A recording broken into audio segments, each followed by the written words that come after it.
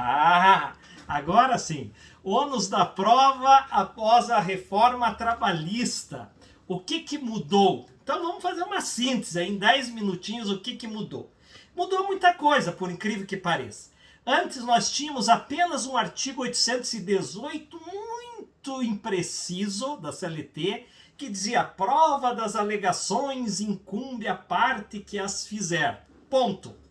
E aí nós nos socorríamos no CPC. Aí veio o CPC de 2015 e já trouxe algumas novidades. E logo em seguida, em 2017, a reforma trabalhista copiou literalmente, e que bom que fez isso. Se eu faço muitas críticas à reforma trabalhista no que tange a direito material, eu acho que na parte processual ela tem até mais elogios do que críticas. E na questão do ônus da prova aqui, eu até faço elogios. Por quê? Porque ela incorpora aquilo que estava na doutrina e aquilo que estava na jurisprudência no que tange a distribuição dinâmica do ônus da prova. Vamos explicar isso rapidinho para aqueles que estão ouvindo. Veja, a distribuição estática é aquele padrão. Fato constitutivo incumbe ao autor. Por exemplo, horas extras, provar jornada ultrapassou de 8 horas. Fato constitutivo. Fato impeditivo, modificativo e extintivo incumbe ao réu. Na Justiça do Trabalho nós chamamos de reclamado. Então, provar cargo de confiança, provar que passou para o regime teletrabalho e, portanto, é um fato modificativo das horas extras, provar que as horas extras já foram pagas, é um fato extintivo. Esse é o padrãozão, essa é a distribuição estática, que é uma regra de julgamento. É aquilo que a gente chama do non-liquid, ou seja, quando não está claro o ônus, o juiz na sentença diz: como ninguém provou nada, o ônus pertencia ao autor, presume-se que não se desincumbiu. Como ninguém provou nada, então geralmente o juiz vai aplicar a distribuição estática no non-liquid. Ele vai aplicar a distribuição estática quando ninguém provou. Daí ele vai para o outro. Bom, quem que ninguém provou aqui, o prejuízo vai ser de quem? E a grande novidade que já vinha na doutrina, já vinha na jurisprudência, é a distribuição dinâmica. Esta possibilidade que o julgador tem de inverter o ônus da prova. E isso veio no CPC e veio agora nos parágrafos do artigo 818 da CLT. Basicamente, o que diz, e a grande novidade está no parágrafo 1º do artigo 818, na nova redação conferida pela reforma trabalhista. Nos casos previstos em lei, ou diante de peculiaridades da causa, por impossibilidade ou excessiva dificuldade de cumprir o ônus da prova, ou de maior facilidade de obtenção do ônus da prova, o juiz pode inverter aquela regra estática. Então vamos lá, vamos para o exemplo. Horas extras. De quem que é o ônus do fato constitutivo? Provar que trabalhava mais de 8 horas. A rigor do autor. Mas no caso de ter do estabelecimento ter mais de 20 empregados, antes era 10, agora mais de 20 empregados, nós temos uma regra legal. O artigo 74, parágrafo 2º, que diz: tem que ter controle de jornada. Se tem que ter controle de jornada e o réu vem e junta controles britânicos com horários invariáveis, aí a súmula 338, comentando essa norma do artigo 74 da CLT, diz que inverte o ônus da prova. Então, repare, o ônus inicial estático, fato constitutivo, era do reclamante. Mas por força de um caso específico de lei, que diz que estabelecimentos com mais de 20 empregados têm que ter controle, e não juntou um controle idôneo, inverteu. Essa é a novidade que já estava na doutrina, já estava na jurisprudência, mas estavam como casuísmos. Era um caso ali do Vale Transporte, da presunção iuris tanto da carteira, da dispensa discriminatória, súmula 443, pro portador de HIV. Era casuística a inversão. Agora nós temos uma regra com amplo poder discricionário para o juiz. Conforme o caso concreto, conforme a situação, ele pode dizer: vou inverter o ônus da prova.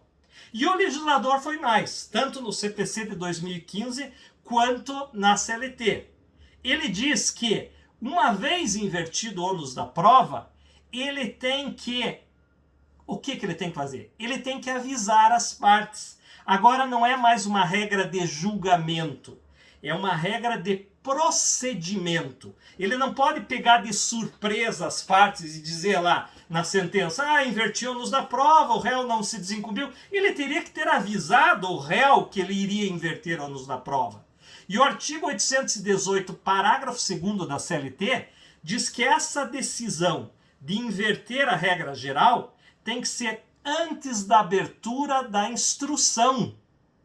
E, dependendo do caso, se ele pegar o advogado, por exemplo, da ré, de surpresa, dizendo, olha, doutor Rafael Lara, nesse caso aqui eu estou invertendo o ônus da prova, então já estou avisando o senhor que está aí, advogado da empresa, e daí o advogado vai dizer assim, doutor, o senhor me pegou de surpresa, eu não trouxe testemunha, eu não sabia que o senhor ia inverter. Aí o advogado pode requerer o adiamento. A CLT, o CPC já dizia, a CLT diz que dependendo do requerimento da parte, a partir do momento que o juiz avisa que vai inverter, se uma das partes entender que foi pega de surpresa, dizer, excelência, eu não trouxe testemunha, eu não sabia que o senhor ia inverter, pode pedir o adiamento.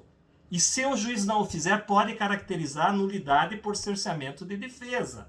Então veja, tudo isso agora está regulado nos parágrafos do artigo 818 da CLT.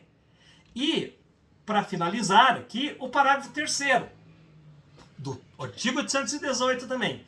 Essa decisão de inversão do ônus da prova não pode gerar uma situação em que essa desincumbência, essa inversão de encargo, torne-se impossível ou excessivamente difícil.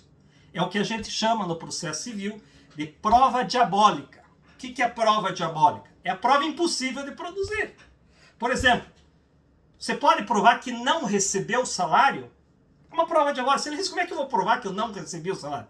Eu posso provar que paguei o salário e peguei o recibo. Mas provar que eu não recebi o salário, isso é uma prova diabólica, é um exemplo de prova diabólica. Então, o juiz tem esse poder discricionário de inverter a regra geral, tem que avisar antes, dependendo do caso, se pegar de surpresa, tem que adiar a audiência, e nessa inversão, que ele vai observar a singularidade, vai observar o princípio da aptidão da prova, quem está mais apto, por exemplo, se quer fazer uma prova com o conteúdo de uma ata de reunião da CIPA, por mais que seja um fato constitutivo do autor, mas quem está apto a produzir aquela prova é o réu. Então esse é um exemplo que o juiz também pode inverter, dizendo o ônus é do autor, mas o réu que está apto a juntar essa ata da reunião da CIPA. Então ele tem que avisar antes, se for o caso adiar, e quando ele for fazer a inversão, ele tem que observar se ele não exagerou e não tornou a prova diabólica. Aqui eu trago um último case. Se o juiz da vara aplicou a distribuição, inverteu, aplicou a distribuição estática, desculpe, aplicou a regra geral. Aí vem o tribunal em grau de recurso e o tribunal inverte o ônus da prova e reforma a sentença em prol do reclamante, por exemplo.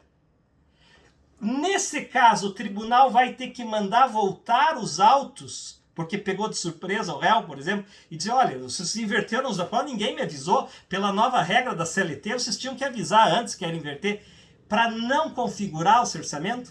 Se o advogado da empresa corretamente arguiu isso em contra-razões, e dizer, na eventualidade de alterar e reformar a inversão do ônus da prova em prejuízo do réu ou em prejuízo do reclamante, então que retorne-se os autos para propiciar essa prova, porque nós fomos pegos de surpresa. Então vejam, senhores, que nós estamos diante de um novo paradigma que começou com o CPC de 2015, veio para a CLT, amplia o conceito de contraditório, proíbe as decisões surpresas, elimina aquela coisa do superjuiz, mas também dá maior poder discricionário no procedimento, na busca de um processo mais justo. Meus queridos, muito obrigado pela oportunidade de participar desse congresso e eu devolvo a palavra aí, não sei se é para o Luciano ou para o Rafael. Valeu, gente. Show de bola. Parabéns.